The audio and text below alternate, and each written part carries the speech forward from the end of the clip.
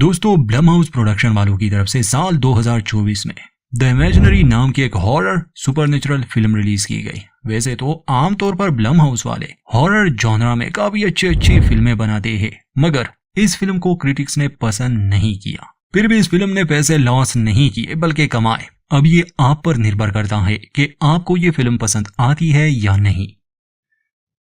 हमारे चैनल को सब्सक्राइब करना ना भूले। फिल्म की शुरुआत होती है जेसिका नामी औरत से। इस समय वो एक बुरा सपना देख रही थी जिसमें उसके पिता, जिनकी दिमागी हालत ठीक नहीं थी, वो जेसिका को पकड़ने की कोशिश कर रहे थे और फिर देखते ही देखते वो एक बड़े से भयानक राक्षस में बदल जाते हैं। इसी के साथ जेसिका की आंख खुली। हम जान पाते हैं कि वो बच्चों की कहानियां लिखने वाली एक लेखक है।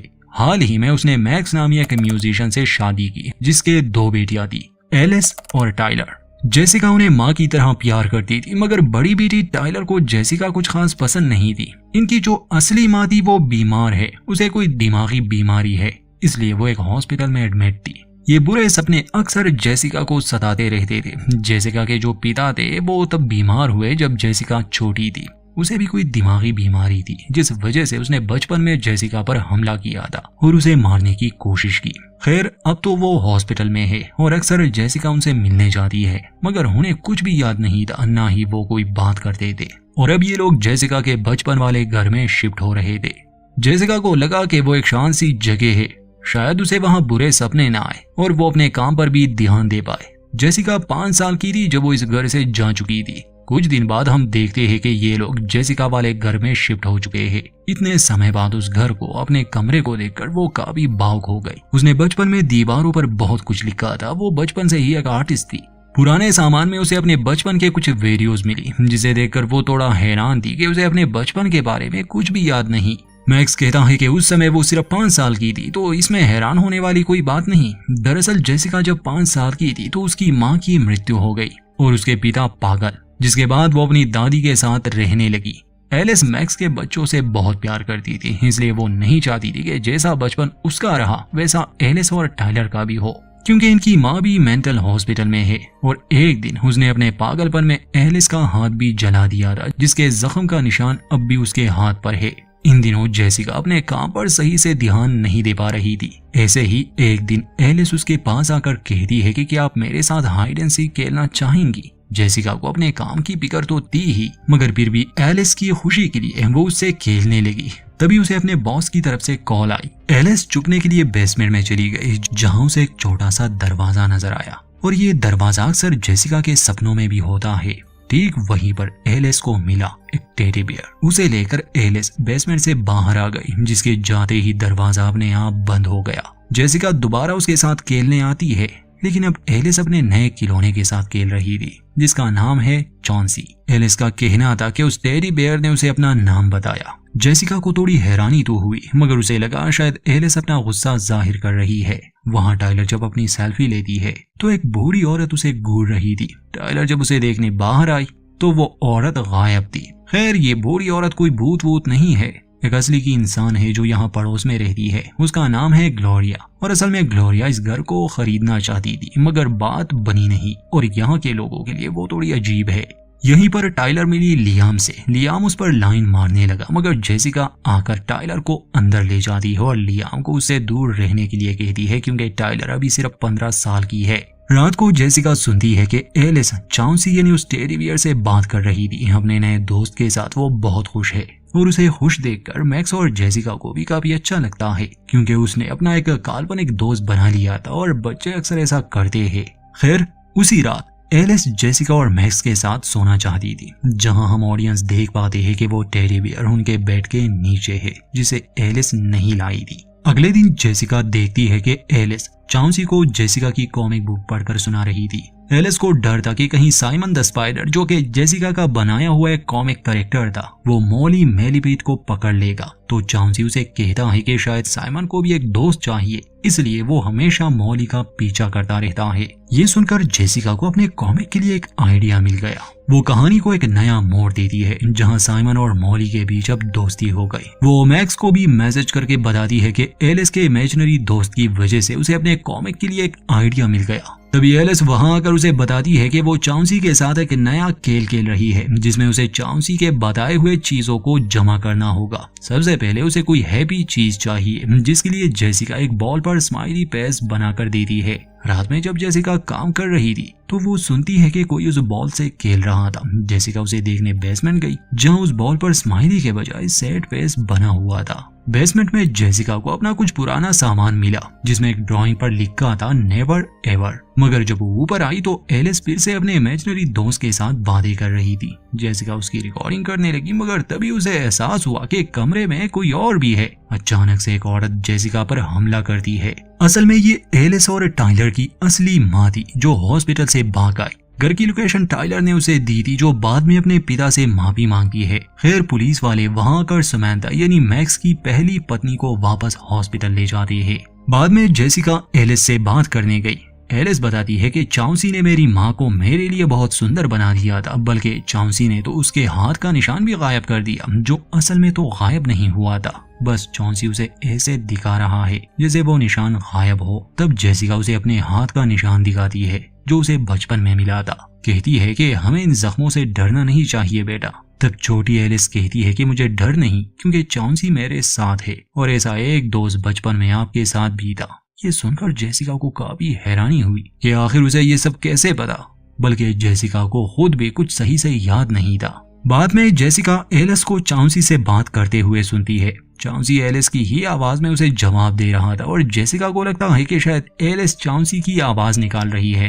फिर हम देखते हैं कि चाउंसी एलिस से लिपटकर सो गया। अगले दिन एलिस अपना खेल खेलने के लिए जेसिका से एक पेंट ब्रश लेने आती है और इसी तरह उसे कुछ और चीजें भी ढूंढनी थी। खैर मैक्स को अपने काम के सिलसिले में दूसरे शहर जाना था, किसी कैरेक्टर को गायब करने का आसान तरीका। अब उसके जाने के बाद ग्लोरिया उनसे मिलने आई, वही बूढ़ी औरत जिसे टाइलर ने खिड़की के बाहर देखा था। ग्लोरिया बताती है कि वो जेसिका की बेबी सिटर रह चुकी है, लेकिन जेसिका को वो याद नहीं, क्योंकि तब वो बहुत छोटी थी। ग्लोरिया को जेसिका का काम बहुत पसंद है और वो खुद भी एक राइटर थी। बातों बातों में जेसिका उसे एलिस के इमेजिनरी दोस्त चाउंसी के बारे में बताती है, जिस पर ग्लोरिया कहती है कि तुम्हारा भी बचपन में ऐसा ही एक काल्पनिक दोस्त हुआ करता था। तुम हमेशा यही कहती थी कि वो काल्पनिक नहीं बल्कि असली है। अगर तुम्हारे पिता यहाँ होते तो उन्हें तुम्हारी कहानियां बहुत पसंद आती। जेसिका भी अपने पिता को बहुत याद करती थी, इसलिए वो उनसे मिलने का फैसला करती है, लेकिन उनकी हालत बिल्कुल भी ठीक नहीं। पहले तो वो जेसिका को पहचान ही नहीं रहे थे और जब जेसिका उस घर का जिक्र करती है तो वो उसे कहते हैं कि किसी ने मुझ पर विश्वास नहीं किया, लेकिन मैंने उसकी आंखों में देखा था और फिर तुम गायब हो गए। जिसके बाद वो सीबी सीबी कहकर चिल्लाने लगा। उसकी ये हालत देखकर जेसिका को बहुत बुरा लगता है। घर पर एलिस एक जार में कुछ कीड़े जमा कर रही थी। टाइलर पूछती है कि तुम्हें तो कीड़ों से डर लगता है, तो एलिस बताती है कि ये मेरे लिए नहीं बल्कि चाउंसी के लिए है। उसने मुझसे वादा किया है कि अगर मैं उसके बताए हुए सारे काम पूरे करूंगी तो वो मुझे अपनी दुनिया में ले जाएगा जहां वो रहता है। टाइलर उसकी बात पर ज्यादा ध्यान नहीं देती और क्योंकि जेसिका घर पर नहीं थी इसलिए वो लियाम को घर बुलाती है। लियाम एलिस से उन कीड़ों के बारे में पूछता है, जिस पर एलिस भड़क जाती है। लियाम नशे की कुछ पिल्स लाया था, जिसे लेने के लिए वो शराब की एक बोतल उठाता है, लेकिन वो बोतल उसके हाथ से टूट गई। इसलिए टाइलर उसे ऊपर टॉवल लेने भेजती है और चाउंसी उसे ऊपर जाते हुए देख रहा था। वो उसे डराने लगा और इससे पहले कि वो उस पर हमला करता, टाइलर वहां आकर उसे नीचे चलने को कहती है। इतने में जेसिका भी घर आ गई थी, जो लियाम की मां को बुलाकर उसकी शिकायत करती है। इस फिल्म को यहाँ तक देखकर ऐसा ही लगता है कि ये टेडी बियर ही असली शैतान है या फिर इसमें कोई डीमन छुपा होगा। खैर जब जेसिका ऊपर गई तो उसके कुछ ड्राइंग्स को पाड़ दिया गया था। जेसिका इस बारे में एलिस से पूछने उसके कमरे में गई। ऐसा लग रहा था जैसे वो सो रही है। जेसिका उसे बड़े प्यार से समझाने लगी, तभी वो करवट बदलती है। जैसे ही जेसिका ब्लैंकेट हटाती है, वहाँ एलिस नहीं बल्कि वो टेडी बियर था। एलिस तो बाहर थी, जो अपने हाथ को एक कील से जख्मी करने वाली थी, मगर जेसिका आकर उसे बचा लेती है। असल में खुद को जख्मी करने का काम भी उसे इमेजिनरी फ्रेंड ने ही दिया था, यानी उस मनहूस चाउंसी ने। फिर भी एलिस ने खुद को थोड़ा जख्मी तो कर ही दिया था, जिससे ये टास्क पूरा हो गया। लेकिन इस हादसे के बाद अब एलिस को चाउंसी से डर लगने लगा था। अगले दिन जेसिका एलिस की साइकियाट्रिस्ट को बुलाती है। थेरेपी सेशन के दौरान कुछ अजीब सी चीजें हुई, जैसे एलिस कोई बात ही नहीं कर रही थी और डॉक्टर को एलिस की आवाज फिर भी सुनाई देती है। डॉक्टर इस राज से पर्दा हटाती है कि असल में कोई टेडी बियर है ही नहीं, वो सिर्फ एलिस और जेसिका को ही नजर आता है। जेसिका को तो विश्वास नहीं हो रहा था। वो सभी ली गई तस्वीरों और वीडियोस में वो देखने लगी, यहाँ तक कि वो टाइलर से भी पूछती है, मगर ये सच था कि वो टेडी बियर एलिस के लिए काल्पनिक था। खैर, सेशन के बाद डॉक्टर जेसिका को बताती है कि एलिस ने सेशन के दौरान नेवर एवर वर्ड का जिक्र किया, जिससे उसे अपना एक पुराना केस याद आ गया। उस बच्चे का भी एलिस की तरह ही एक इमेजिनरी दोस्त था, जिसके कहने पर उसने अपना अंगूठा काट दिया था। उसका कहना था कि वो उसे अपनी दुनिया में ले जाएगा, मतलब उसका वो काल्पनिक दोस्त। 3 दिन बाद वो बच्चा गायब हो गया और फिर कभी नहीं मिला। नेवर एवर सुनकर जेसिका को अपने बचपन वाली ड्राइंग याद आने लगी, जिस पर भी यही शब्द लिखे थे। जेसिका समझ जाती है कि ये सब कुछ चाउंसी की वजह से हो रहा है। वो हैरान थी कि आखिर उसे चाउंसी क्यों दिखता है। शायद वो उसके बचपन से जुड़ा हो। इसलिए जेसिका अपने बाकी की ड्राइंग्स को देखने लगी, जिसमें उसने चाउंसी को बनाया था, और अब वो समझ गई कि चाउंसी उसके बचपन का ही इमेजिनरी दोस्त है, जिसे वो सीबी बुलाती, यानी कि चाउंसी बियर।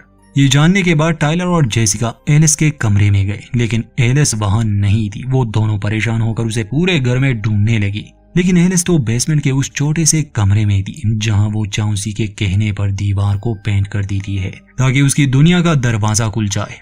जब तक जेसिका और टाइलर नीचे पहुंचते, एलिस गायब हो चुकी थी। जेसिका ने पुलिस को बुलवाया। वो उसे हर जगह ढूंढ रहे थे। टाइलर इस सब का दोष जेसिका को दे रही थी कि वो एक अच्छी मां नहीं बन सकी।